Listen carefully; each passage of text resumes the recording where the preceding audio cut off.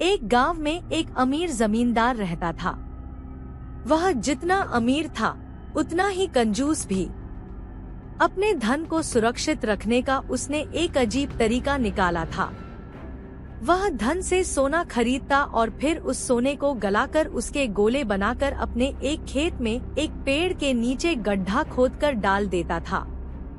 रोज खेत जाना और गड्ढे को खोदकर सोने के गोलों की गिनती करना उसकी दिनचर्या का हिस्सा था। इस तरह वह सुनिश्चित करता था कि उसका सोना सुरक्षित है। एक दिन एक चोर ने कंजूस आदमी को गड्ढे में से सोना निकालकर गिनते हुए देख लिया। वह छुपकर उसके जाने का इंतजार करने लगा। जैसे ही कंजूस आदमी गया, वह गड्ढे के पास पहुंचा और उसमें से सोना निकालकर भाग गया। अगले दिन जब कंजूस आदमी खेत में गड्ढे के पास पहुंचा, तो सारा सोना नदारद पाकर रोने पीटने लगा।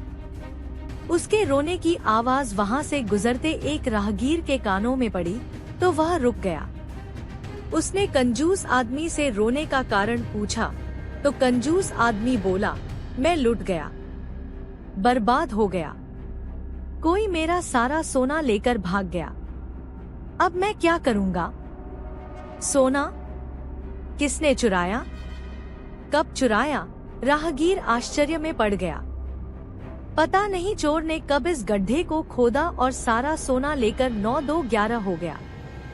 मैं जब यहाँ पहुँचा तो सारा सोना गायब था।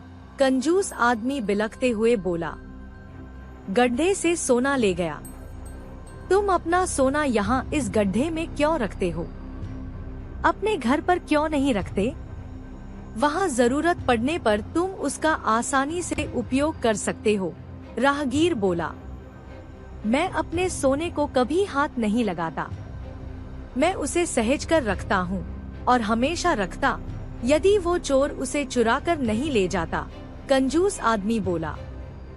यह बात सुनकर राहगीर ने जमीन से कुछ कंकड़ उठाए और उसे उस गड्ढे में डालकर बोला, यदि ऐसी बात है तो इन कंकड़ों को गड्ढे में डालकर गड्ढे को मिट्टी ढक दो और कल्पना करो कि यही तुम्हारा सोना है, क्योंकि इनमें और तुम्हारे सोने में कोई अंतर नहीं है।